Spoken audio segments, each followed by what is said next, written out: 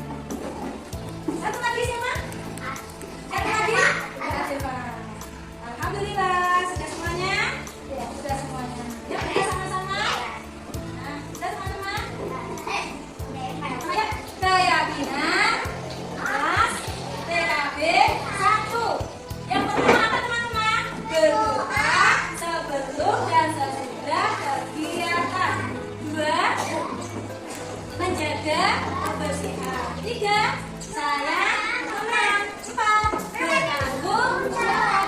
5. Mengucapkan kata tomat. Apa tadi kata tomat? Tolong, maaf, dan terima kasih. Alhamdulillah, teman-teman semuanya sepakat? Sepakat, alhamdulillah ya. Nanti kita lakukan apa yang sudah kita yakini ya teman-teman ya. Kita buat keyakinan bersama-sama dan kita lakukan bersama-sama. Setuju teman-teman? Ya, terima kasih teman-teman sudah membantu saya membuat apa tadi? Keyakinan kelas. Semoga dengan keyakinan kelas ini kelas kita menjadi kelas yang aman, nyaman, dan menyenangkan. Belajarnya jadi enak. Terima kasih semuanya. Ya, radio saya cukup sekian. Wassalamualaikum warahmatullahi wabarakatuh.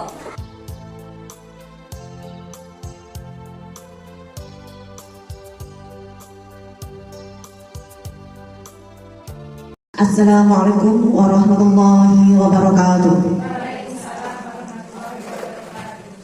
Puja dan puji syukur marilah kita panjatkan kepada Allah Subhanahu wa taala atas nikmat sehat sehingga kita bisa berkumpul menghadiri kegiatan KKG di pagi hari ini. Yang terhormat Bapak Korowil, Bapak Mulyo Teguh, yang terhormat pengawas TK Kecamatan Juwana, Bapak Sudoyo, yang saya hormati Ibu Penilai Ibu Sri Hartami dan Wahyu, yang terhormat Ketua Gugus Kenanga, yang saya hormati Ibu Kepala dan pendidik yang tergabung dalam Gugus Kenanga. Saya selaku pembawa acara akan membacakan susunan acara. Yang pertama pembukaan, yang kedua menyanyikan lagu Indonesia Raya, ketiga sambutan, keempat pembacaan notula, yang kelima pengisian materi, yang keenam menyanyikan lagu Padamu Negeri, yang ketujuh penutup. Acara yang pertama pembukaan, marilah kita buka dengan bacaan Al-Fatihah. Semoga dengan bacaan Al-Fatihah kegiatan di pagi hari ini bisa berjalan dengan lancar. Acara yang kedua menyanyikan lagu Indonesia Raya yang akan dipimpin oleh Bunda Novi. Hadirin mohon untuk berdiri. Hiduplah Indonesia Raya, Indonesia tanah airku, tanah tumpah darahku.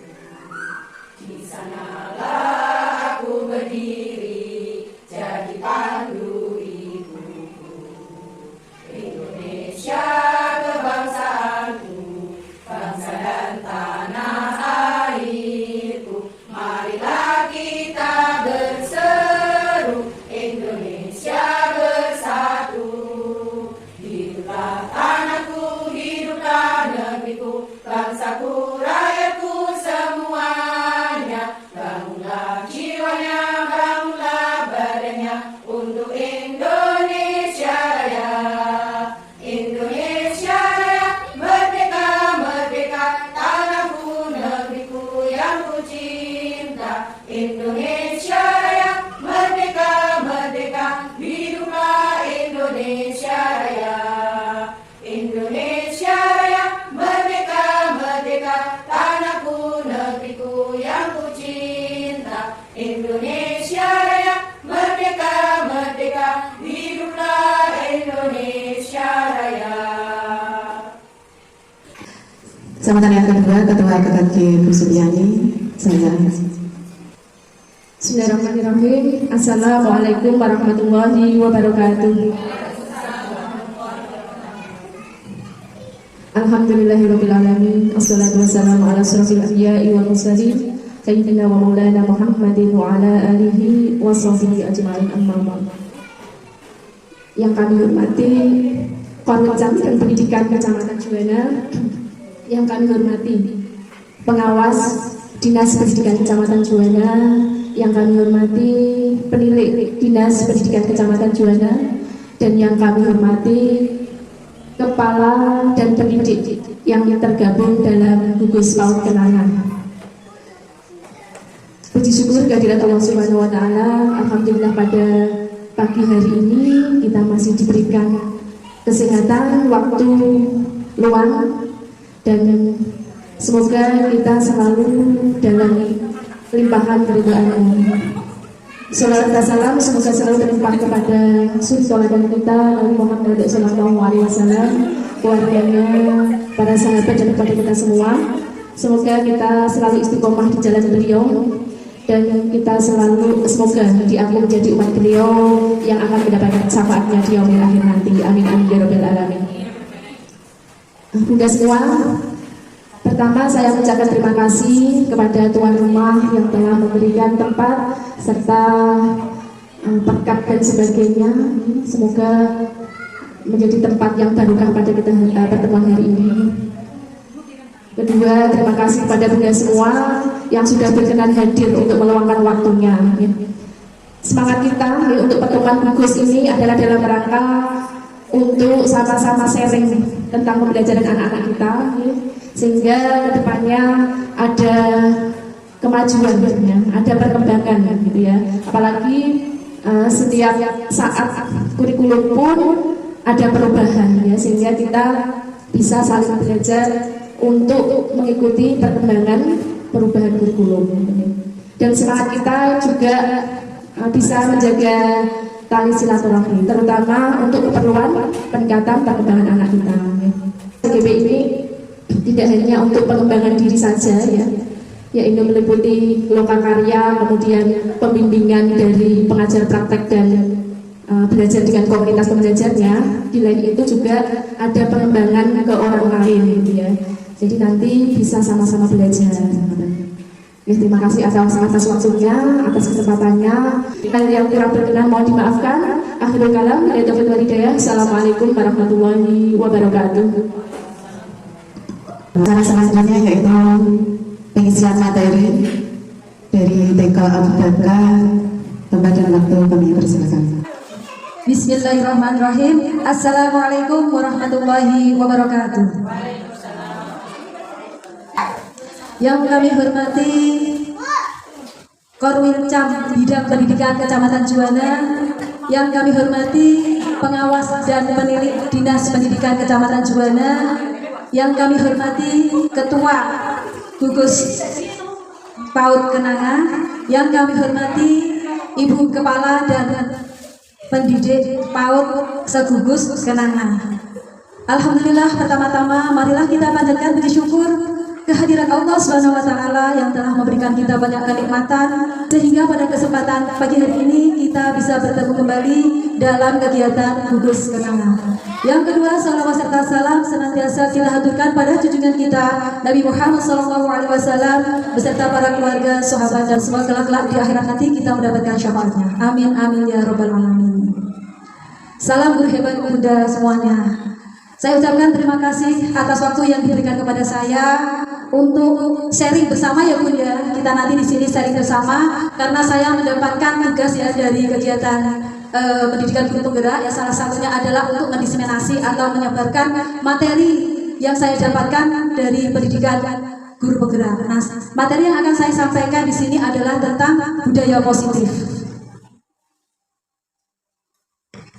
Bunda yang saya hormati, nah kita ketahui ya bahwasanya kita mengikuti pendidikan. Nah di sini pendidikan pasti ada tujuannya ya Bunda. Nah di sini menurut Ki Hajar Dewantara tujuan pendidikan adalah untuk menuntun segala kekuatan kodrat yang ada pada anak-anak agar mereka dapat mencapai keselamatan dan kebahagiaan yang setinggi-tingginya, baik sebagai manusia maupun sebagai anggota masyarakat. Oleh karena itu, pendidik hanya dapat menuntun tumbuh atau hidupnya kekuatan kodrat yang ada pada anak agar dapat memperbaiki lakunya, bukan dasarnya hidup dan tumbuhnya kekuatan kodrat anak. Jadi Bun, yang namanya pendidikan di sini, kita sebagai seorang pendidik tugas kita adalah menuntun anak-anaknya. Jadi sesuai dengan kodratnya Bun. Kodrat anak apa Bun? Bermain ya. Kodrat anak bermain. Kodrat zaman itu kan anak kita berikan pembelajaran sesuai dengan zamannya. Kalau sekarang kan zamannya globalisasi ya Bu ya, zaman era globalisasi yang kita pernah ajarkan kepada anak kita. Selain kodrat zaman yaitu adalah kodrat tempatnya ya Bu ya. Jadi di mana anak itu berada di lingkungannya. Ya. Di mana anak berada di lingkungannya. Misalnya kita kalau di daerah sini kan lingkungannya daerah pesisir ya. Nah kita memberikan pembelajaran anak itu sesuai dengan tempat ya di daerah sekitar ya, agar anak juga memahami daerah yang berada di sekitarnya. Nah, jadi Bun, tugas kita sebagai seorang pendidik adalah menuntun anak untuk mencapai keselamatan dan kebahagiaan yang setinggi-tingginya. Ya, jadi kita mengajar pendidikan kepada anak agar mereka itu juga bisa menghantarkan kepada anak itu untuk keselamatan dan kebahagiaan mereka kelak ya. Jadi intinya kita tidak boleh menuntut anak gitu ya. Kadang kan ada kita anak itu harus bisa seperti ini, anak harus bisa seperti itu ya. Nah itu adalah pendidikan yang kurang benar ya. Jadi tugas kita sebagai seorang pendidik adalah menuntun ya, agar anak nantinya bisa mencapai keselamatan dan kebahagiaan ya, baik itu sebagai manusia maupun sebagai anggota masyarakat. Kemudian selanjutnya Bu, tentang budaya positif ya. Kita sama sudah paham semuanya Bu ya, yang namanya budaya positif adalah suatu pembiasaan yang bernilai positif yang di dalamnya mengandung sejumlah kegiatan yang mampu menumbuhkan karakter anak atau murid ya. Jadi sangat penting sekali ya bahwasanya dalam suatu pendidikan itu perlu adanya yang namanya budaya positif ya, karena kita harus membiasakan suatu hal yang bernilai positif kepada anak didik kita. Nah, di sini Bun, kenapa budaya positif itu penting ya? Karena yang pertama adalah dengan adanya budaya positif itu nanti sangat mendukung dalam menciptakan pembelajaran yang kondusif ya. Jadi dengan kita menerapkan budaya positif di sekolah kita, maka pembelajaran yang kita akan lakukan pada anak itu kondusif ya, anak bisa terarah ya. Kemudian yang kedua, pembelajaran menjadi lebih menyenangkan. Nah, kalau kita mengaplikasikan adanya budaya positif, maka pembelajaran yang kita lakukan pada anak itu anak merasa senang, enjoy ya Bu ya. Kemudian yang ketiga, menggerakkan murid yang positif sebagai murid yang berkarakter. Nah, ini yang kita dambakan ya, bahwasanya murid kita adalah murid yang mempunyai karakter, tentunya karakter yang positif ya Bu ya, tentunya karakter yang positif. Dan yang keempat, dapat menumbuh kembangkan sikap bergotong royong antar warga sekolah. Ya, jadi dengan adanya budaya positif yang kita terapkan di sekolah kita, maka nanti akan menumbuhkan sikap pada anak itu, mereka dengan ringan mau bergotong royong dengan sesama teman atau membantu kita ya. Nah, itu yang kita harapkan dulu. Kemudian nanti yang akan kita bahas di sini adalah tentang konsep utama budaya positif. Di sini ada 6 ya. Yang pertama disiplin positif dan nilai-nilai kebajikan. Yang kedua teori motivasi, hukuman dan penghargaan, restitusi. Yang ketiga tentang keyakinan keras. Keempat kebutuhan dasar manusia dan dunia berkualitas. Yang kelima restitusi tentang 5 posisi kontrol. Yang keenam tentang restitusi, segitiga restitusi. Nah, memasuki yang pertama yaitu tentang disiplin positif dan nilai-nilai kebajikan universal. Dalam membangun budaya positif, sekolah harus dapat menyediakan lingkungan yang positif ya. Jadi untuk membangun budaya positif yang kita terapkan di sekolah kita masing-masing, yang perlu kita siapkan adalah lingkungan yang aman ya. Jadi kita harus menyediakan lingkungan yang aman untuk anak-anak tempat belajar ya. Kemudian dan nyaman agar apa? Agar siswa mampu berpikir, bertindak dan mencipta dengan merdeka, mandiri dan bertanggung jawab ya. Dengan adanya lingkungan yang positif tadi ya, yang aman, nyaman, maka anak-anak dapat bermain dan belajar dengan nyaman ya. Mereka dapat berpikir dengan baik, kemudian mereka bisa berkreasi, mandiri dan bertanggung jawab. Disiplin sangat berkaitan dengan kontrol guru terhadap siswa. Nah, kita sebagai seorang pendidik berkewajiban untuk mengontrol perilaku murid agar mereka taat pada peraturan. Dan perwujudannya biasanya kan kita melakukannya dengan memberikan sanksi dan reward ya. Ada sanksi, ada hukuman, ada reward atau penghargaan ya. Nah, nanti kita akan bahas di sini ya, bagaimana sebaiknya kita memberikan sanksi, hukuman atau penghargaan. Nanti kita akan bahas bersama-sama. Kemudian selanjutnya sebelum materi selanjutnya kita refresh dulu Bu. Kita permainan dulu ya. Cobalah buka. Monggo Bu, kita sama-sama gini ya. Ada A dan B. Anda dan teman Anda. Jadi misalnya Bunda dengan sampingnya ya Bu ya, bersama-sama untuk mempraktekkan permainan ini ya. Nah, di sini letakkan di salah satu tangan Anda dan genggam sesuatu tersebut dengan segala budaya. Misalnya gini. Misalnya Bunda Syafaah sama Bunda Nihaya misalnya, sama Bunda Syafaah misalnya ya. Ibaratnya Bunda Nihaya A, Bunda Syafaah B. Nah, ya, yang ini ya salah satu ya, yang A menggenggam tangannya Bu. Ini kita ibaratkan jenengan mempunyai sesuatu yang jenengan genggam, sesuatu yang sangat berharga sekali yang menurut Anda sangat penting sekali. Nah, kemudian Bu Syafaah yang B, Bu Syafaah mencoba untuk melihat atau mengambil dengan segala daya upaya. Kira-kira Bu Syafa'ah mampu apa tidak ya? Coba sambil dirayu. Boleh nggak? Boleh nggak?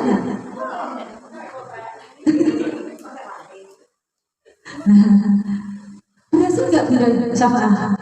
Tidak berhasil. Nah, kira-kira kenapa ya Bu tidak berhasil? Mungkin ada yang mau menanggapi?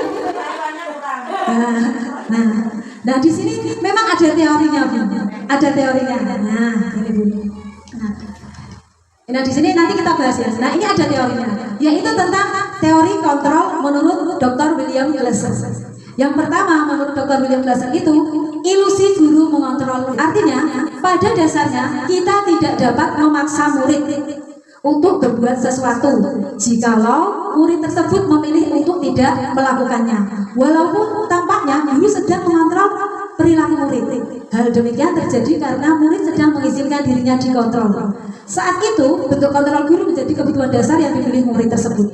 Teori kontrol menyatakan bahwa semua perilaku memiliki tujuan, bahkan terhadap perilaku yang tidak disukai. Nah, ini tadi ibaratnya Bunda, ilusi guru mengontrol murid. Tadi Bu Syafa'ah kan minta inayah ya, tapi tidak berhasil. Tapi Bunda Syafa'ah itu misalnya ibaratnya ketika kita mengajar kepada anak, kita punya ilusi guru mengontrol murid. Saya harus bisa mengontrol murid, harus bisa. Padahal aslinya murid itu kan mempunyai pengendalian kontrol sendiri ya Bu, bisa mengontrol dirinya. Misalnya tadi ya, mau dibuka enggak boleh. Berarti kan Bunda Inayah bisa mengontrol dirinya, tidak boleh dilihat oleh orang lain. Jadi Bunda Inayah ini tidak mau dipaksa. Karena apa? Karena ya ada sesuatu yang ada di dalam genggamannya, itu ada sesuatu yang sangat berharga. Nah, begitu pula dengan anak didik kita, Bu. Nah, anak didik kita juga mempunyai kontrol terhadap perilaku mereka sendiri. Jadi tidak bisa dipaksa. Kemudian yang kedua, ilusi bahwa semua penguatan positif efektif dan bermanfaat. Penguatan positif atau bujukan adalah bentuk-bentuk kontrol. Ya, tadi ada bujukan, terusan rayuan, itu termasuk salah satu bentuk kontrol agar tadi Bunda Inayah mau membuka tangannya. Segala usaha untuk mempengaruhi murid agar mengulangi suatu perilaku tertentu adalah suatu usaha untuk mengontrol murid tersebut. Dalam jangka waktu tertentu, kemungkinan murid tersebut akan menyadarinya dan mencoba untuk menolak bujukan kita, atau bisa jadi murid tersebut menjadi tergantung pendapat sang guru. Nah, jadi Bunda, kadang kita punya ilusi seperti ya, bahwasanya dengan penguatan yang positif dan bermanfaat itu bisa mengontrol murid. Ya, jadi kita merasa dengan rayuan kita, bujukan kita, anak itu gampang kita kendalikan. Tapi kan bisa nggak? Kadang bisa, kadang tidak ya. Nah, tidak semua anak bisa kita kendalikan, karena anak punya tipe yang bermacam-macam. Nah, untuk selanjutnya yang ketiga, ilusi bahwa kritik dan membuat orang merasa bersalah dapat menguatkan karakter. Artinya menggunakan kritik dan rasa bersalah untuk mengontrol murid menuju pada identitas gagal. Nah, ini pun ya mungkin yang sering banyak dilakukan yang merasa kita memberikan kritikan kepada anak didik kita ya. Dan ketika anak berbuat salah kita menegurnya secara langsung, dan anak itu kan merasa bersalah ya, anak merasa bersalah. Nah, ini tidak untuk selanjutnya sebenarnya tidak perlu kita lakukan kembali. Nah, karena apa? Mereka belajar untuk merasa buruk tentang diri mereka. Mereka mengembangkan dialog diri yang negatif ya. Kalau kita sering membuat anak merasa bersalah, mereka merasakan dirinya itu memang terlalu salah terus ya. Jadi mengatakan dirinya itu banyak kesalahan yang dia lakukan. Nah, ini jadi memang harus hati-hati. Yang keempat, ilusi bahwa orang dewasa memiliki hak untuk memaksa. Nah, kadang kita sebagai seorang guru berpikir bahwasanya saya sebagai seorang guru punya hak untuk memaksa murid ya. Padahal itu adalah teori yang kalau kita aplikasikan ke anak, efeknya tidak baik ya Bunda ya. Nah, ini harus kita hindari. Ada salah satu pendapat Stephen R. Covey ya, bagaimana seseorang bisa berubah daripada paradigma stimulus respons kepada menggunakan teori kontrol. Nah, di sini ya, bila kita ingin membuat kemajuan perlahan, sedikit demi sedikit ubahlah sikap atau perilaku Anda. Namun, bila kita ingin memperbaiki cara-cara utama kita, maka kita perlu mengubah kerangka acuan kita. Ubahlah bagaimana kita melihat dunia, bagaimana kita berpikir tentang manusia. Ubahlah paradigma kita, skema pemahaman dan penjelasan aspek-aspek tertentu tentang realitas. Nah, mungkin sebelum kita mengenal budaya positif, mungkin bisa jadi kita banyak melakukan kesalahan tingkah laku kita atau perkataan pada anak didik kita. Marilah kita berusaha belajar bersama untuk menyikapinya dengan arif dan bijaksana. Selanjutnya di sini Bun, tadi ada stimulus respon dan teori kontrol. Ada perbedaannya ya. Kalau stimulus respon, realitas kebutuhan kita adalah sama. Kalau teori kontrol, realitas kebutuhan kita berbeda. Jadi setiap orang itu mempunyai kebutuhan yang berbeda. Kalau menurut teori kontrol ya, kalau menurut stimulus respon, semua orang melihat yang sama. Teori kontrolnya, setiap orang memiliki gambaran yang berbeda. Kemudian kita mencoba mengubah orang agar mereka berpandangan sama dengan kita. Kalau teori kontrolnya, kita berusaha memahami pandangan orang lain tentang dunia. Stimulus respon lagi, perilaku buruk dilihat sebagai suatu kesalahan. Akan tetapi teori kontrol, semua perilaku memiliki tujuan. Stimulus lagi, orang lain bisa mengontrol saya, maka hanya kita yang bisa mengontrol diri kita sendiri. Masuk ke makna kata disiplin. Disiplin berasal dari bahasa Latin disiplina, yang artinya belajar. Disiplin diri membuat orang menggali potensinya menuju sebuah tujuan apa yang dia hargai. Jadi kita sebagai seorang pendidik harus mampu belajar untuk disiplin diri, yaitu menggali potensi kita untuk menuju sebuah tujuan dan apa yang kita hargai. Namun dalam budaya kita biasanya makna disiplin itu dikaitkan dengan sesuatu yang kecenderungannya itu tidak nyaman. Orang mengatakan kalau disiplin kan kadang orang mengatakan ini sesuatu yang sangat menyenangkan, nggak Bu? Kalau benar harus disiplin, sesuatu yang tidak menyenangkan, ya, sesuatu yang tidak menyenangkan, ya. Ini konotasinya di kecenderungan secara umumnya ya. Akan tetapi disiplin di sini adalah kita harus menggali potensi yang kita miliki. Nah, di sini disiplin adalah kemampuan memerintah diri sendiri dalam mengontrol dan menguasai diri untuk memilih tindakan yang mengacu pada nilai-nilai yang kita hargai dan penuh tanggung jawab tanpa terperintah dengan orang lain. Nah, yang perlu kita kembangkan di sini Bun, disiplin positif ini ya, merupakan pendekatan mendidik anak untuk membentuk kontrol diri dan pembentukan kepercayaan diri, sehingga mereka bisa berperilaku dengan mengacu pada nilai-nilai kebajikan universal dan memiliki motivasi intrinsik. Maksudnya di sini kita harus mampu menanamkan kedisiplinan kepada anak didik kita. Akan tetapi bagaimana cara kita menerapkan disiplin kepada anak didik kita dengan mereka, ya, anak didik kita itu melakukannya karena unsur intrinsik dari dalam diri mereka sendiri.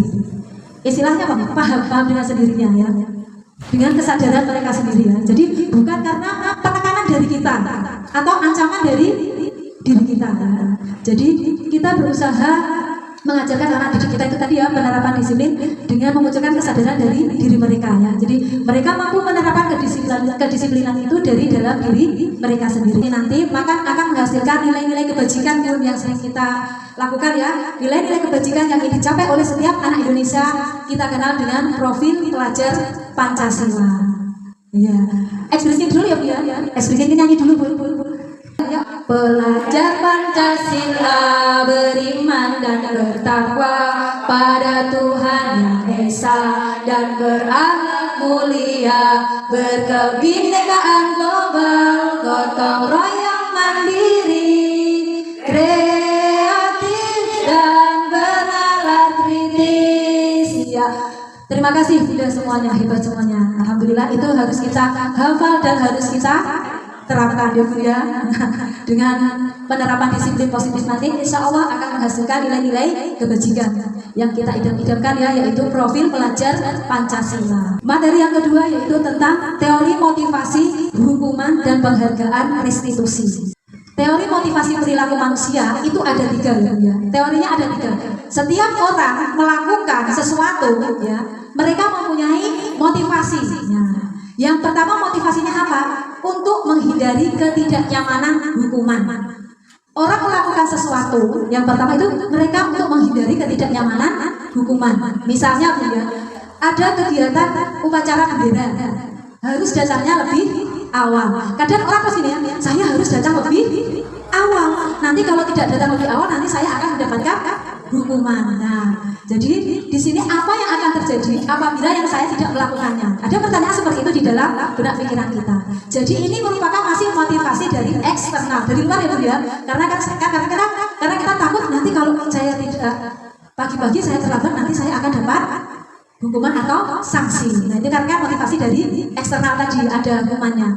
Kemudian yang kedua, orang melakukan sesuatu di sini untuk mendapatkan imbalan dari orang lain atau institusi. Misalnya kita melakukan sesuatu ya, misalnya kita melakukan sesuatu tetapi mengharapkan imbalan misalnya ya, kita mendapatkan imbalan. Nah, jadi di sini masih ada keinginan imbalan yang saya dapatkan. Apa yang akan saya dapatkan apabila saya melakukannya? Misalnya, iya, saya berangkat pagi biasanya nanti dapat ribet gitu ya. Nah itu imbalannya. Jadi masih motivasi dari eksternal juga ya Bu ya. Motivasi eksternal karena pengen mendapatkan reward atau mendapatkan penghargaan ya. Kemudian yang ketiga, orang melakukan sesuatu itu motivasinya karena untuk menghargai diri sendiri. Nah, misalnya saya akan menjadi orang yang seperti apa bila saya melakukannya. Misalnya gini, saya harus datang lebih awal karena ada upacara. Karena saya menghargai diri saya sendiri, saya harus bersikap disiplin. Nah, itu motivasi dari intrinsik dari diri sendiri. Nah, kalau jenengan melihat motivasi teori tadi yang 1, 2, 3, yang lebih bagus yang mana Bu? Yang nomor 3 ya, yaitu yang motivasi dari internal atau intrinsik dari diri kita sendiri, yaitu untuk menghargai diri kita sendiri ya Bu ya. Nah, itu juga yang perlu kita lakukan pada anak didik kita Bu. Bagaimana mampu menghargai diri mereka sendiri. Itu yang kita harapkan. Nah, selanjutnya Bu, ada pertanyaan reflektif Bu, nanti monggo bisa dijawab bersama-sama. Iva kurang menguasai pelajaran matematika, sehingga pada saat pelajaran tersebut berlangsung, dia lebih banyak berdiam diri atau menggambar di buku pelajarannya. Pada saat guru matematikanya, Pak Seno, menanyakan pertanyaan kepada Iva menjadi gugup dan tak sengaja menjatuhkan tasnya dari kursi, serta tiba-tiba menjadi gagap pada saat berupaya menjawab. Seluruh kelas pun tertawa melihat perilaku Iva yang bicaranya tergagap dan terkejut tersebut. Pak Seno pada saat itu membiarkan teman-teman Iva menertawakan Iva yang tergagap dan malu luar biasa.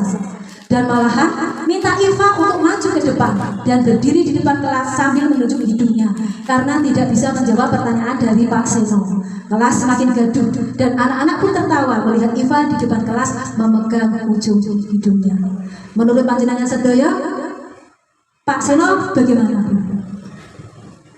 Bagus, benar apa tidak tindakan Pak Seno tadi terhadap Iva?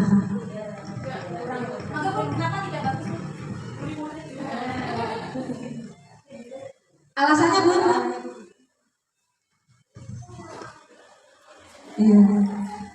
Iya Bu. Jadi sikap Pak Seno terhadap Iva itu tidak baik atau tidak benar. Kenapa Bu? Karena mempermalukan murid ya. Mempermalukan, jadi murid itu menjadi malu ya, dan sudah tertekan malu, kasihan ya Bu ya. Nah, kita menurut Hajar Dewantara, merdeka itu artinya tidak hanya terlepas dari perintah, akan tetapi juga cakap memerintah di sini sendiri. Nah, ini yang perlu kita aplikasikan kepada anak didik kita pun, bagaimana anak didik kita itu bisa mengikuti pembelajaran itu dengan merdeka. Ya, merdeka artinya adalah mereka bebas berkreasi. Ya, jadi pembelajaran yang berpihak kepada murid ya. Jadi tidak perlu kita paksa, ya, yang berpusat kepada murid. Dan mereka melakukan sesuatu itu atas diri mereka sendiri ya, jadi tidak karena paksaan. Misalnya saja ketika kita memberikan pembelajaran pun, dan anak ada yang anak ada yang nggak mau ya Bu, ada sebagian anak yang tidak mau melakukannya. Nah, bagaimana kita bisa memunculkan motivasi intrinsik, motivasi dari dalam diri mereka ya? Ya, kita ininya kita ajak dengan bercakap-cakap, mengajak anak kepada kepekaan mereka sendiri ya. Jadi kita belajar sesuai dengan kehendak anak ya. Karena memang kodratnya anak adalah bermain. Nah ini Bu, selanjutnya adalah tentang penghargaan dan hukuman. Nah ini dihukum oleh penghargaan. Maksudnya apa? Bahwa penghargaan itu berlaku sama dengan hukuman, dalam arti meminta atau membujuk seseorang melakukan sesuatu untuk memenuhi suatu tujuan tertentu dari orang yang meminta atau membujuk. Dorongannya eksternal dan akan ada faktor ketergantungan. Dengan memberikan penghargaan kepada orang lain gitu ya, atau memberikan penghargaan kepada anak-anak kita, di sini ternyata memberi dampak, Bu. Nah, di sini ada beberapa dampak dari pemberian penghargaan kepada anak. Kita tahu yang namanya penghargaan itu kan tidak hanya sebatas kita ngasih hadiah. Penghargaan juga bisa kita lakukan dengan verbal, ya, dengan perkataan ucapan. Hebat kamu, pintar. Itu juga merupakan penghargaan. Akan tetapi dengan pemberian penghargaan kepada anak didik kita, itu di sini juga ada dampaknya. Yang pertama ada dampak pengaruh jangka pendek dan pengaruh jangka panjang. Pengaruh jangka pendeknya apa? Anak yang kita berikan penghargaan senang apa enggak, Bu? Senang. Untuk jangka panjangnya, ketika besok dia tidak kita beri penghargaan, ya, sedih ya. Itu yang pertama. Jadi pengaruh jangka pendek dan jangka panjang. Penghargaan berdampak, penghargaan menghukum. Kok bisa penghargaan menghukum? Ya, Bu, penghargaan itu menghukum bagi anak yang tidak mendapatkan penghargaan. Dengan kita memberi penghargaan kepada anak lain, anak yang tidak mendapatkan penghargaan itu merasa terhukum. Aku kok gak pernah dapat penghargaan, kok si A terus yang dapat ya. Mungkin si A senang ya, Bu, ya, dapat penghargaan terus. Tetapi untuk temannya yang sama sekali tidak pernah dapat penghargaan, dia merasa tersiksa. Ya, artinya penghargaan tadi menghukum dirinya karena memang dia mempunyai keterbatasan pemahaman atau yang lainnya, ya, jadi tidak pernah mendapatkan penghargaan. Akhirnya dia merasa tersiksa. Yang ketiga, penghargaan mengurangi ketepatan. Ya, kadangkala kita memberikan penghargaan itu sesuai dengan apa yang kita lihat, ya, Bu, ya. Kadang penghargaan itu kurang tepat kita berikan kepada anak. Misalnya, ya, anak ketika misalnya ya anak ketika di rumah itu dia bersikap beda dengan di sekolah, ya, tapi ketika di sekolah baik, nah di situ nanti ada kurang ketepatannya. Kemudian selanjutnya penghargaan tidak efektif. Kemudian penghargaan juga dapat merusak. Misalnya si A sama si B. Si A sering mendapat penghargaan, si B tidak pernah. Kira-kira si B ini iri apa enggak, Bu? Iya, iri banget gitu ya. Akhirnya kan terus apa namanya tidak suka sama si temannya tadi. Nah, akhirnya dengan adanya penghargaan bisa merusak hubungannya. Kemudian lagi, Bu, dihukum oleh penghargaan. Kok bisa dihukum oleh penghargaan? Iya, penghargaan itu bisa menurunkan kualitas. Artinya seperti ini, Bu. Ketika si anak itu mendapat penghargaan, dia semangat belajar, semangat segala-galanya. Nah, suatu saat dia tidak dapat penghargaan lagi, sehingga kualitas belajarnya jadi menurun. Yang kedua, penghargaan mematikan kreativitas. Ketika mendapatkan penghargaan dia kreatif, tapi suatu saat ada temannya yang lebih menonjol lagi dan dia tidak pernah mendapatkan penghargaan, dia menjadikan kreativitasnya menurun. Yang selanjutnya, penghargaan mengurangi motivasi intrinsik. Nah, jadi kenapa? Ya karena dengan penghargaan tadi orang ingin mendapatkan penghargaan kan itu karena motivasinya kan ekstrinsik tadi ya, dari luar karena dapatkan sesuatu. Nah, ini dapat mengurangi motivasi dari dalam dirinya sendiri.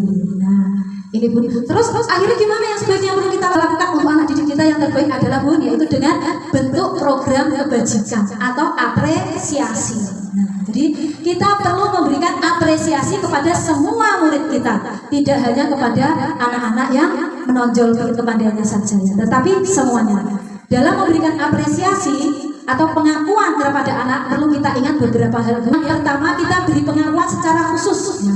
Jadi kita beri pengakuan secara khusus kepada anak, ya. Jadi secara pribadi, kamu hebat, kamu pintar. Terus kita berikan kata-kata yang bagus agar dia itu muncul motivasi dari dalam dirinya sendiri, ya, tidak hanya karena apa yang kita ucapkan. Nah, pengakuan juga harus kita lakukan kepada semua murid secara bergantian, ya, Bu, ya.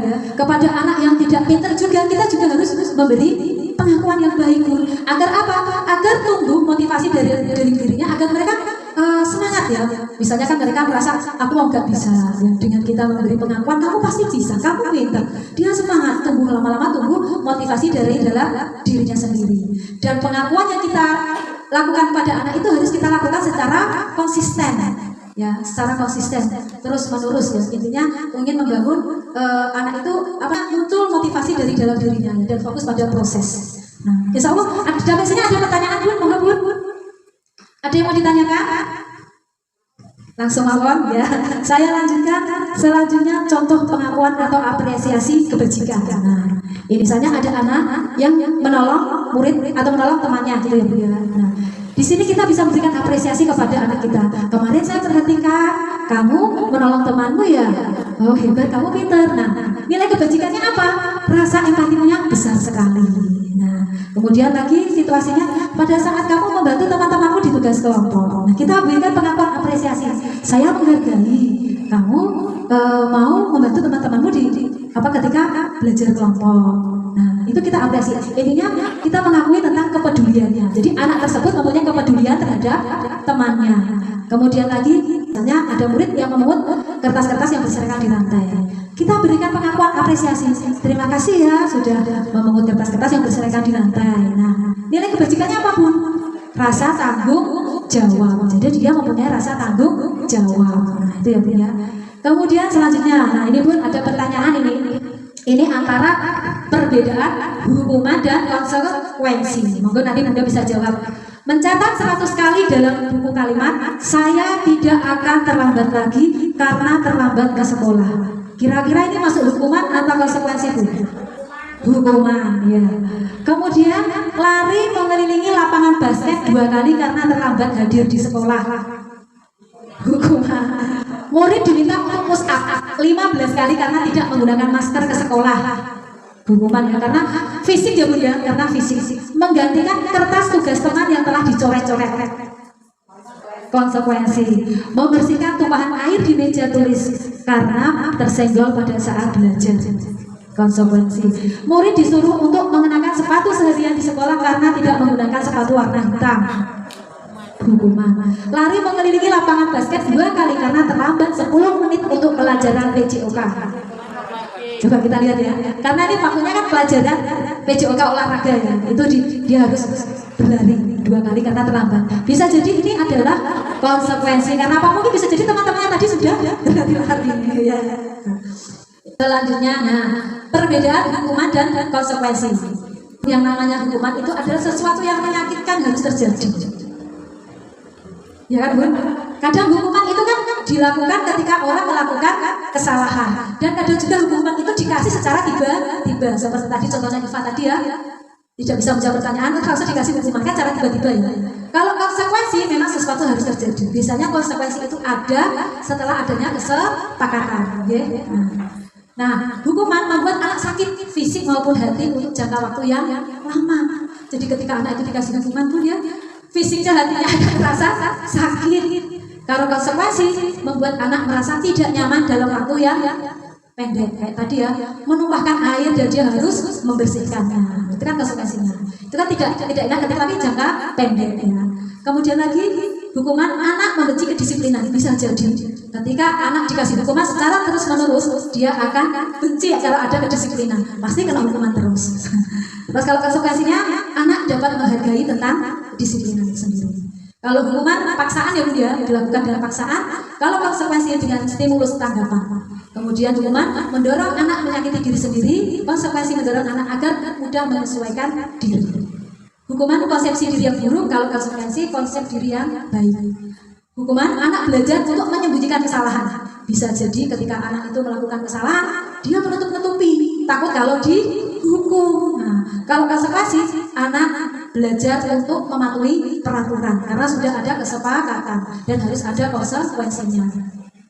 Kemudian kalau hukuman, rasa marah, rasa bersalah, dipermalukan, merasa tidak dihargai.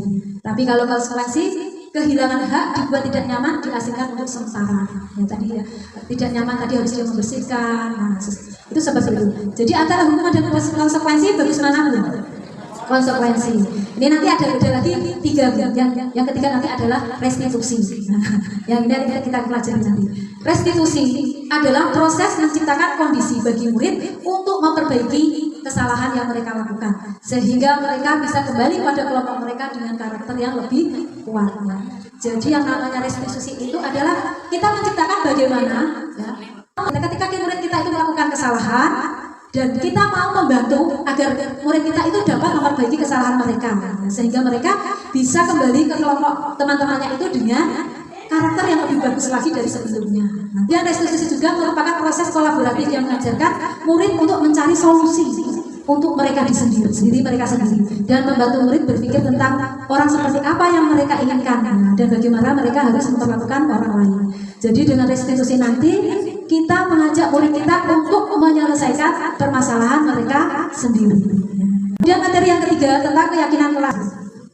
Keyakinan kelas adalah nilai-nilai kebajikan atau prinsip-prinsip universal yang disepakati bersama secara universal, lepas dari perbedaan agama, suku, negara, dan bahasa.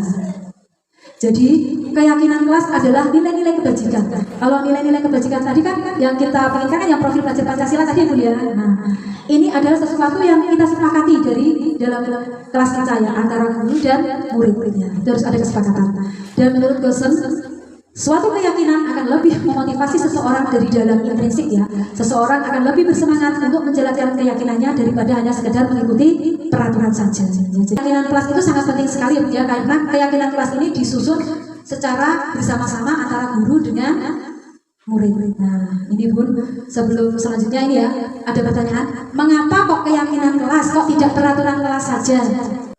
Kalau peraturan itu kan sesuatu yang sudah tertulis ya, peraturan, misalnya peraturan kayak gini, mengapa kita memiliki peraturan harus menggunakan helm bila mengendarai roda 2? Itu kan peraturan, artinya sudah ada peraturan yang dibuat oleh orang lain. Terus lagi, mengapa kita memiliki peraturan 3M, menggunakan masker, mencuci tangan, dan menjaga jarak 1,5 meter untuk corona ya Bu ya. Nah, itu juga ada peraturannya. Mengapa kita memiliki peraturan harus datang tepat waktu pada saat mengikuti pelatihan? Nah, itu suatu peraturan yang sudah teratur gitu. Nah, artinya gini Bu, peraturan-peraturan itu adalah motivasi dari ekstrinsik ya Bu ya, dari luar. Nah, kalau keyakinan kelas adalah motivasi dari intrinsik, dari dalam ya.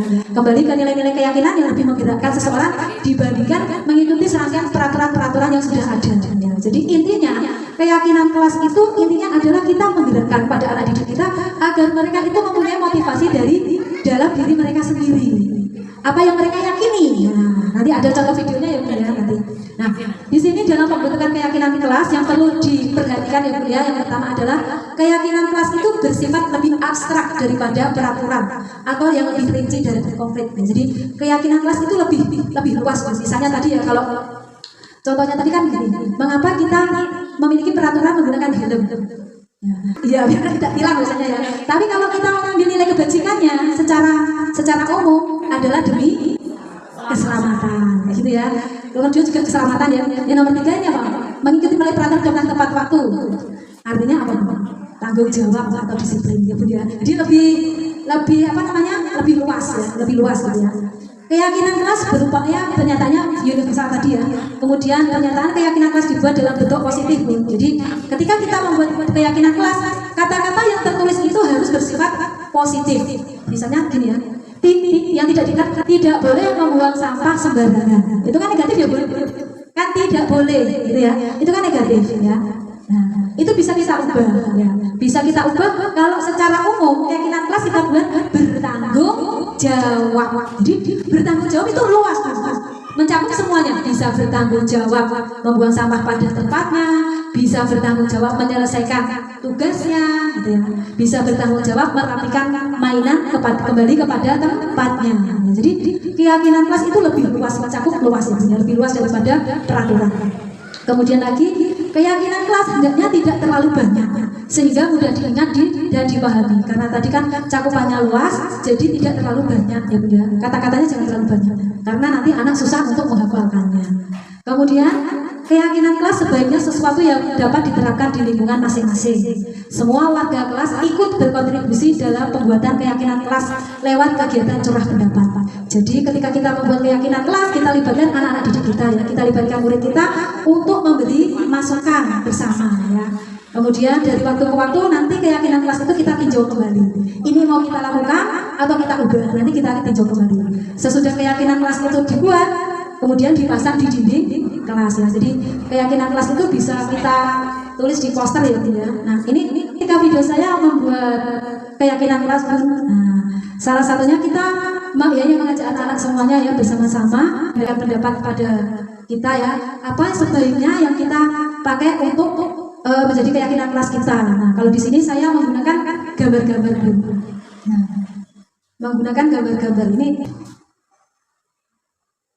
Nah, ya intinya seperti itu Bun ya. Kita tanya anak-anak apa saja, terus anak-anak nanti akan menjawab. Ya, misalnya tadi sama teman nggak boleh bertengkar gitu ya.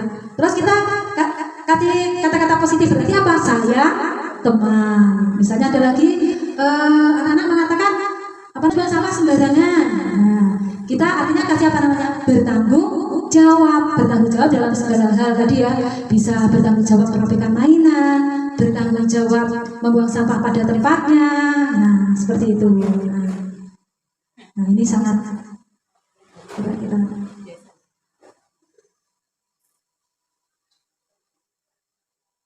ya, dengan bermacam-macam media agar anak mudah memahami ya Bu ya. Kita menggunakan gambar-gambar, terus kita jelaskan misalnya ada gambar kelas yang bersih sama kelas yang kotor, teman-teman pilih yang mana? Anak-anak pasti pilih gambar yang kelas yang bersih. Kenapa pilih kelas yang bersih? Nah, nanti anak-anak akan bercerita banyak. Nah, ayo kita sama-sama kalau teman-teman suka kebersihan, kita buat keyakinan kelas ya. Artinya apa? Menjaga kebersihan. Beda peraturan dengan keyakinan kelas. Kalau peraturan itu lebih rinci, kalau keyakinan itu lebih abstrak ya, dan lebih luas cakupannya. Siap materi yang keempat tentang kebutuhan dasar manusia dan dunia berkualitas. Setiap manusia pasti mempunyai kebutuhan. Begitu juga dengan anak didik kita, Bu. Anak didik kita juga mempunyai kebutuhan, dan kebutuhan dasar di sini ada 5. Yang pertama adalah kebutuhan bertahan hidup. Setiap orang pasti membutuhkan yang namanya kebutuhan bertahan hidup, kebutuhan fisiologis ya, yaitu kebutuhan tentang sandang, pangan, papan. Nah, itu kan kebutuhan dasarnya ya. Nah, kita membutuhkan tempat tinggal, terus kebutuhan pakaian, kemudian makan. Nah, contohnya anak murid didik kita pasti membutuhkan yang namanya makan. Nah, ini ada sebuah kasus. Ada seorang anak yang namanya tuh si Doni. Doni itu di sekolah dia itu sudah dibawakan bekal ibunya. Nah, ketika di pelajaran dimulai, Doni itu dengan asiknya makan, asiknya makan sendiri. Nah, kira-kira Doni itu perilaku Doni makan ketika pembelajaran itu benar apa salah? Salah. Akan tetapi ketika kita tanya, tapi yang perlu kita lakukan, kita tidak boleh langsung jangan makan di ruangan kelas waktu pembelajaran. Biasanya gitu ya Bunda, biasanya gitu. Nah, yang lebih bagus lagi kita tanya kepada Doni, Mas Doni, kenapa kamu makan saat pembelajaran? Karena dia saya lapar Bu. Nah, dia berarti dia butuh tadi ya kebutuhan bertahan hidup karena dia lapar belum sempat sarapan. Akhirnya makan waktu pembelajaran. Nah, di situ nanti ketika Doni berbuat seperti itu baru kita melakukan restitusi. Yang kedua itu adalah kebutuhan cinta dan kasih sayang. Kita bilang gitu ya. Jadi setiap manusia membutuhkan rasa cinta dan kasih sayang dari orang lain. Begitu juga dengan anak didik kita. Ya. Anak didik kita pasti menginginkan mendapat kasih sayangnya dari gurunya, dari orang tuanya, bahkan juga dari teman-temannya. Sama kasus yang pertama tadi tentang si Doni. Ya. Si Doni tadi kan dibawakan makanan ibunya. Ya. Terus si Doni ini kepengen cari perhatian kepada temannya Bu. Dia mengambil makanan temannya, padahal dia sudah membawa makanan dari rumah. Nah, ketika ditanya ternyata Doni itu pengen cari perhatian temannya, biar temannya itu ada perhatian ke dia. Dia bisa mencari kasih sayang, biar temannya itu perhatian pada dia, atau juga gurunya ya pengen ditanya-tanyai, ya, pengen rasa cinta dan kasih sayang itu Bu ya. Kemudian kebutuhan yang ketiga adalah kebutuhan kesenangan Bu.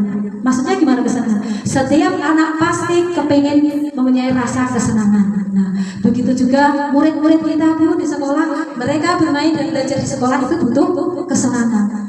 Akan tetapi kalau kita paksa sesuai dengan keinginan kita, mereka senang apa buat Bu?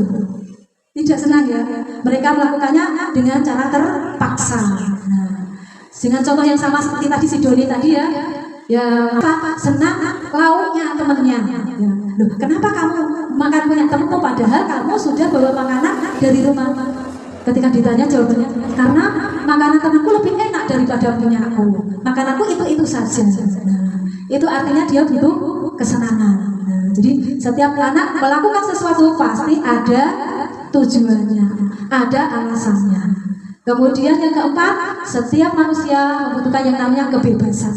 Nah, kebebasan dalam hal ini adalah kebebasan dalam hal memilih sesuatu, ya. Nah, bisa jadi mereka ingin melihatkan kemandiriannya kepada orang lain, gitu ya. Dia pengen bebas, tidak mau dipaksa. Yang kelima adalah penguasaan atau power. Setiap orang pasti menginginkan, ya, karena setiap orang pasti mempunyai sifat kepemimpinan, ya. Begitu juga dengan anak didik kita, ya. Ada anak didik yang tipenya adalah dia pengen memimpin, menjadi seorang pemimpin. Dia pengen memimpin teman-temannya. Setiap orang tadi membutuhkan adanya kebutuhan 5 hal tadi nih, ya. Bertahan hidup, cinta dan kasih sayang, kesenangan, kebebasan dan penguasaan. Dari sini ada yang mau ditanyakan bunda semuanya? Selanjutnya adalah tentang dunia berkualitas. Yang namanya dunia berkualitas itu adalah tempat khusus yang ada dalam pikiran kita, tempat menyimpan gambaran kita menyenangkan di dalam diri kita. Coba saya tanya pun, jenengan masih ingat dulu waktu kecil jenengan? Nah itu berarti dunia berkualitas. Sesuatu yang jenengan ingat ketika masih kecil, masih jenengan simpan dalam memori jenengan. Nah. Momen-momen tertentu yang kita ingat, ya tidak semuanya, sesuatu yang pas momen tertentu. Nah, Bun, anak juga seperti itu, Bun. Anak juga mempunyai dunia berkualitas. Ketika anak kita berikan kesenangan, anak merasa pembelajarannya senang, dia akan merasa bahagia, dan dia menempatkan kesenangan itu di dalam dirinya. Dunia berkualitas itu tadi, dia mengenang-enang, mengingat-ingat dulu waktu TK aku seperti ini, menyenangkan. Nah sebaliknya, Bun, ada pembelajaran yang membuat dia tidak menyukai, atau dia misalnya dia pernah dimarahi guru, pernah dia dibentak atau gimana, bisa jadi dia juga menyimpan dalam memorinya.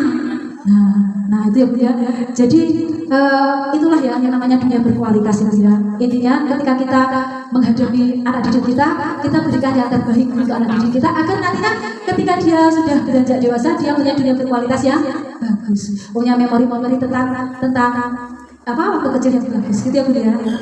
Nah, selanjutnya Bun, yang kelima yaitu tentang restitusi 5 posisi kontrol guru. Nah, kita sebagai seorang pendidik di sini mempunyai 5 posisi kontrol kita sebagai seorang guru. Yang pertama adalah sebagai penghukum, guru segalanya penghukum. Yang kedua, seorang guru yang membuat orang merasa bersalah. Yang ketiga sebagai teman, keempat sebagai pemantau, dan yang kelima adalah sebagai seorang manajer. Perbedaannya apa? Sangat beda semuanya di antara 5-5-nya tadi ya Bu, ya. Kita bahas satu-satu. Posisi kontrol guru sebagai penghukum.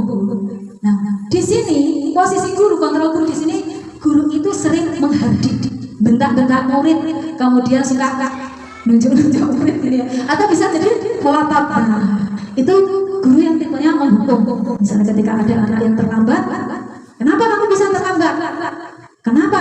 Kan ada suara-suara hentak-hentakan, ya, maksudnya suara yang keras gitu, ya. Nah, terus lagi, kalau kamu tidak melakukan sesuatu hal yang harus menjadi kewajiban kamu, rasakan, awas, nanti ada hukumannya. Itu sebagai penghukum. Nah, ketika kita menjadi guru yang penghukum, maka hasilnya adalah murid akan memberontak, dan bisa jadi dia menyalahkan orang lain. Dia berbohong, saya terlambat tadi karena saya disuruh ibu saya apa dulu kayak gitu, ya.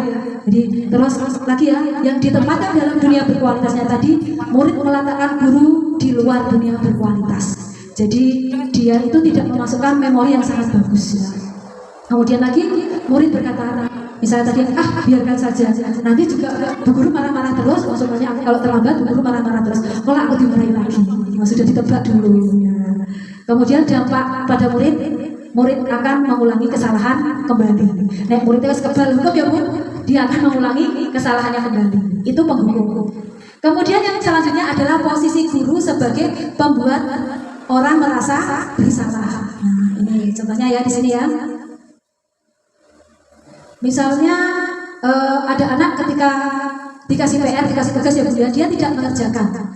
Terus gurunya mengatakan, Mbak Eva, kenapa kamu tidak mengerjakan PR? Ibu sangat-sangat kecewa. Kenapa kamu nggak mengerjakannya? Padahal kamu bisa. Nah, kata-kata kecewa tadi itu adalah posisi sebagai orang merasa bersalah. Nah, dan hasilnya anak itu kan merasa dia bersalah, gitu, ya. Dan dia akan menyembunyikan, atau bisa jadi dia berbohong. saya tidak mengerjakan PR karena dia membuat alasan sesuatu gitu ya. Nah, dan di sini dalam kaitannya dengan dunia berkualitas, murid meletakkan guru di dalam dunia berkualitas. Nah, kemudian murid akan mengatakan maafkan saya Bu, gitu ya. Dan murid akan merasa rendah diri karena dia merasa aku salah terus. Gitu ya. Kemudian dari tadi ya, kontrol guru sebagai seorang penghukum dan membuat orang merasa bersalah, ini adalah termasuk kontrol guru yang merupakan identitas gagal. Jadi jangan sampai kita melakukan posisi kontrol yang dua ini. Ini menjadikan anak gagal. Ya. Kemudian yang selanjutnya posisi kontrol guru sebagai seorang teman. Nah, di sini guru berbuat mengatakan seperti ini. Misalnya ini ya contohnya ya, ayolah lakukan demi ibu. Masa kamu tidak mau membantu ibu? Misalnya gini, di kelas anak-anak sedang gaduh dan gurunya sedang mengajar. Kemudian gurunya merajuk teman-teman, ayolah kalian yang solih belajar yang sungguh-sungguh, perhatikan ibu, tolonglah. Ibu ingin menjelaskan, ibu ingin kalian menjadi anak yang pintar. Ya, jadi merajuk. Intinya gurunya adalah merajuk, dan ini menyebabkan murid itu menjadi ketergantungan terhadap guru. Nah, kaitannya dengan dunia berkualitas, murid meletakkan guru sebagai orang yang sangat penting dalam dunia berkualitasnya. Kemudian murid mengatakan, saya pikir bapak ibu teman saya ternyata begitu. Nah, dan ketika kita melakukan posisi sebagai seorang teman, dampaknya murid itu lemah, tidak mandiri, tergantung kepada guru. Karena apa? Guru itu melendah itu apa? Melendah itu merendah tadi ya, merujuk. Ayolah kerjakan, biar kamu pintar. Ayolah janganlah ramai kelasnya, ya kasihan ibu. Nah, seperti itu sebagai posisi sebagai seorang teman. Kemudian sebagai seorang pemantau. Kalau seorang pemantau itu kita itu biasanya menghitung dan mengukur. Misalnya ya, ketika anak terlambat masuk sekolah, kita sebagai kontrol, kita sebagai seorang guru mengatakan, kamu sudah terlambat 15 menit dari sekarang. Kenapa bisa terlambat? Jadi pakai hitung-hitungan ya. Atau bisa jadi kalau kamu tidak patuh pada peraturan, maka poinmu saya kurangi. Nah, jadi pemantau dilihat ya, dilihat dari hitung-hitungan tadi. Poin yang atau bintangnya nanti Bu Guru kurangin bintangnya kalau kami terus di kelas. Nah, itu berarti posisi kita sebagai seorang pemantau. Nah, di sini murid meletakkan guru berkualitas. Dampaknya ya menitikberatkan pada sanksi atau hadiah untuk dirinya. Nah, ya jadi pemantau ini dan teman sebagai seorang teman dan pemantau ini termasuk identitas berhasil atau sukses, mengharapkan imbalan atau ketergantungan pada orang lain. Tetapi karena motivasi dari orang lain ya Bun ya. Jadi teman pemantau ini karena masih ketergantungan pada orang lain. Nah, dan yang paling terakhir Bun, posisi kontrol yang kelima adalah sebagai seorang manajer. Posisi inilah yang seharusnya kita lakukan. Nah, untuk menjadi seorang manajer memang kita harus belajar. Saya juga masih baru belajar Bun. Nah, manajer itu seperti apa? Manajer itu adalah hanya untuk menghargai diri sendiri Bun. Kita mengajukan pertanyaan-pertanyaan, misalnya ya ada anak yang terlambat sekolah tadi ya. Pertanyaannya berbeda lagi dengan yang tadi. Kalau pertanyaan seperti ini, kamu kenapa bisa terlambat sekolah? Saya tadi ketiduran misalnya.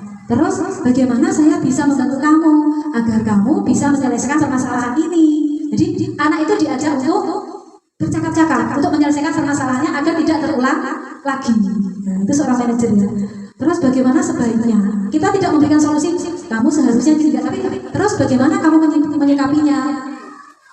Bagaimana kamu bisa menyikapinya agar kamu tidak terlambat lagi? Nah, dan anak nanti akan mengalir diri sendiri. Nah, dan di sini dampaknya adalah anak dapat mengevaluasi diri dan dapat memperbaiki diri sendiri dari unsur intrinsik dari dalam dirinya. Nah, ini Bun, monggo dijawab bersama-sama Bun. Kalau ada seorang guru menyatakan, saya kecewa sekali dengan kamu. Kira-kira posisi kontrol apa Bun? Saya sangat kecewa sekali dengan kamu. Nah, kalau ini tadi. Saya, iya, membuat orang merasa bersalah. Saya sangat kecewa, itu kontrol bersama. Kemudian kamu tidak benar-benar melakukannya. Kamu tidak benar-benar melakukannya. Ini sepegal ini. Nanti kita lihat jawaban kamu. Kamu tidak benar-benar melakukannya. Tapi sambil menggertak. Kira-kira apa Bu? sambil menggertak. Kira-kira apa? Penghukum, ya. Sebagai penghukum. Kemudian gini, ayolah lakukan demi ibu dan bapakmu. Ayolah kamu yang soleh, ayo kerjakan tugasmu. Kira-kira sebagai seorang ibu, sebagai seorang teman, apakah kamu mau mendapatkan stiker bintang hari ini? Iya, pemantau. Bagaimana kamu bisa menyelesaikan masalah ini? Manajer, ya. Kamu selalu yang paling terakhir. Kamu selalu paling terakhir terus. Penghukum. Kita buka jawabannya dengan ya, ya. Pintar semuanya ya Bu ya. Pintar semuanya. Alhamdulillah bisa dipahami Bu. Nah, Bunda semua pintar semua bisa memahami. Nah, itu Bun, bagaimana kita bisa menjadi seorang yang kontrol diri sebagai seorang manajer. Perlu belajar ya Bu ya. Yang paling terakhir Bun, yaitu tentang materi segitiga restitusi. Segitiga restitusi itu proses menciptakan kondisi bagi murid untuk memperbaiki kesalahan mereka sehingga mereka bisa kembali pada kelompok mereka dengan karakter yang lebih kuat. Ya. Jadi kita memperbaiki kesalahan murid kita ya, agar nantinya ketika kita perbaiki mereka dapat kembali ke temannya dengan baik dan mempunyai karakter yang lebih bagus lagi. Nah, melalui restitusi guru dapat membantu murid menjadi lebih memiliki tujuan, disiplin positif, serta memulihkan dirinya setelah berbuat salah. Kemudian, membantu murid untuk jujur pada diri sendiri dan mengevaluasi dampak dari kesalahan yang dilakukan. Yang selanjutnya memberikan penawaran, bukan paksaan. Nah, ini logo dari segitiga restitusi Bun. Nah, yang pertama ini ya dari segitiga tadi, yang pertama yang perlu kita lakukan adalah menstabilkan identitas. Tujuannya apa? Untuk membuat anak yang merasa gagal tadi, yang merasa bersalah tadi, karena sudah berbuat salah, untuk menjadi positif terhadap dirinya. Nah, kalau ada anak yang mengerjakan kesalahan Bun, kita harus menstabilkan dulu, ya, menstabilkan identitas. Kita stabilkan dulu. Jangan sampai kita menambah kegalauan anak ya, menambah kegalauan anak. Yang perlu kita adalah menstabilkan identitas dulu. Ya. Nah, kita ajak anak itu sendiri ya, tidak di depan teman-temannya. Kita ajak anak duduk berdua dengan kita, kemudian kita bertanya. Nah, kita menstabilkan keadaan dulu. Berbuat salah itu memang hal yang manusiawi. Tidak ada manusia yang sempurna. Ibu juga pernah melakukan kesalahan. Nah, kamu juga nggak apa-apa melakukan kesalahan. Nah, kita stabilkan dulu. Atau kata-kata lagi, kita pasti bisa menyelesaikan permasalahan ini. Ayo kita sama-sama permasalahan ini. Bapak atau ibu ini tidak tertarik untuk mencari tahu siapa yang benar, siapa yang salah. Tetapi Bunda tertarik untuk menyelesaikan masalah. Mari kita selesaikan masalah ini bersama-sama. Atau juga kalau ada anak yang menyalahkan diri sendirinya Bunda, kalau kamu menyalahkan diri kamu sendiri secara terus-menerus, apakah kamu bersikap baik pada dirimu sendiri? Apakah nanti akan menyelesaikan masalahmu? Nah, jadi distabilkan dulu permasalahanmu agar anak itu merasa apa? Merasa tenang, aman, nyaman ya Bu ya. Beda lagi kalau misalnya anak berbuat salah, langsung kita sudah tenang, kita ajak anak untuk melakukan restitusi. Kita tanyai anak dengan menerapkan segitiga restitusi tadi ya Bu ya. Pertama, menstabilkan identitas. Kita tanya dulu, Mas, ini apa namanya? Kenapa kamu tadi kok naik meja? Aku pengen ngambil itu gambar itu Bun. Oh iya, setiap orang pasti punya kesalahan. Nah kayak gitu ya, kata-kata seperti itu. Ya berbuat salah itu pasti ada. Nah, ibu juga dulu pernah berbuat salah. Tetapi kira-kira kamu naik meja mengambil itu pas waktu pembelajaran bagus apa tidak ya? Nah, jadi kita tanyai anak ya. Kita tanya-tanya. Itu yang pertama. Kemudian yang kedua Bun, validasi tindakan yang salah. Nah, membantu murid mengenali atau aduan dasar yang sebenarnya ketika melakukan kesalahan tadi. Nah, jadi validasi tindakan yang salah ini seperti ini.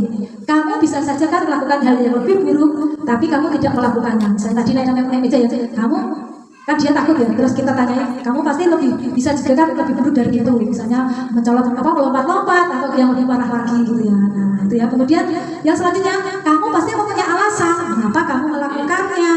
Jadi kita memberikan validasi dulu, pertanyaan-pertanyaan tindakan yang dia lakukan, kesalahan-kesalahan yang dia lakukan. Atau juga kata-katanya boleh lagi. Maukah kamu belajar cara lain untuk mendapatkan yang kamu butuhkan tanpa harus memukul atau tanpa harus naik meja, kayak gitu ya.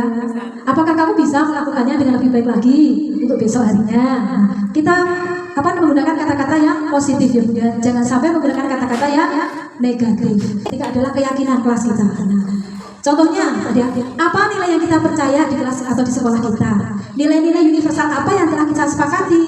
Kelas yang seperti apa yang ideal menurut kalian? Misalnya tadi anak tadi kan contohnya naik meja ya. Nah, terus kita tadi sudah bertanya, menstabilkan identitas, kemudian validasi tindakan yang salah. Yang ketiga itu adalah menanyakan keyakinan. Nah, misalnya, apakah kamu ingat keyakinan kelas kita? Bagaimana? Iya Bun, keyakinan kelas kita adalah misalnya bertanggung jawab, nah, kemudian sayang teman. Nah, kamu ingin jadi anak yang seperti apa?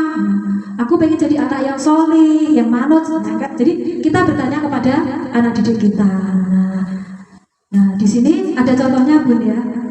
Ini tugas saya juga kemarin membuat penerapan segitiga restitusi.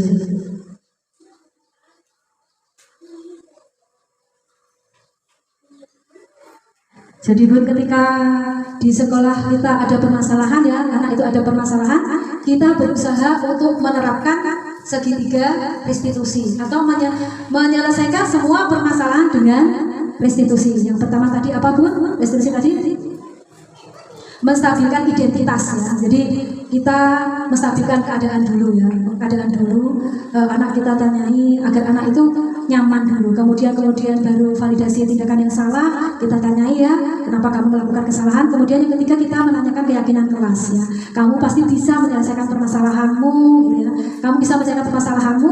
Terus apa yang perlu kalian lakukan? Nah, ini contohnya, contoh saya Bun.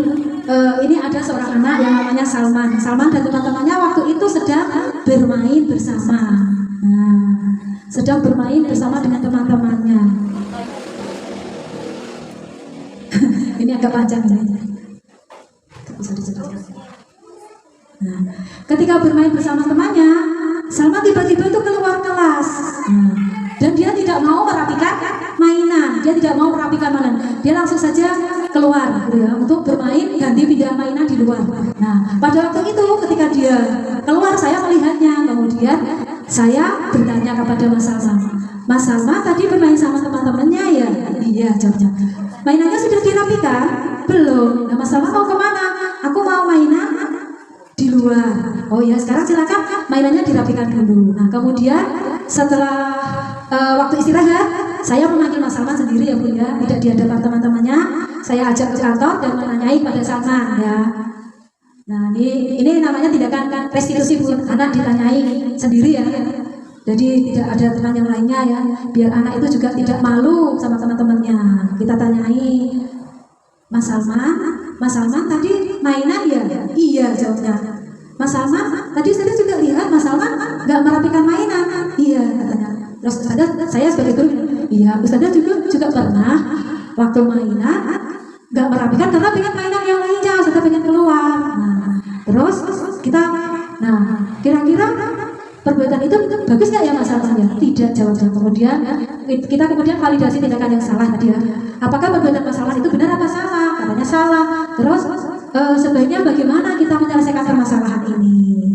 Mas Salman, ingatkan keyakinan kelas kita kalau habis main dirapikan atau bertanggung jawab. Sampai seperti itu ya Bu ya. Ya, intinya adalah mengadakan restitusi. Atau juga dengan kasus-kasus yang lain ya. Misalnya kasus membuang sampah sembarangan. Nah, itu juga bisa digunakan restitusi atau permasalahan-permasalahan yang lainnya. Nah, jadi anak merasa enjoy ya Bu ya. Ketika itu anak akan merasa enjoy ketika kita mengadakan penerapan segitiga restitusi. Kasih saya contoh satu saja ya Bu ya. Ya, itu yang bisa saya sampaikan Bu. Alhamdulillah materi budaya positif ini sudah kita pelajari bersama-sama, kita sharingkan bersama-sama. Monggo Bunda ada yang mau memberi masukan atau mau bertanya, monggo kami persilahkan Bun. Ada yang mau ditanyakan Bun? Bunda ada yang mau bertanya? Ya, alhamdulillah.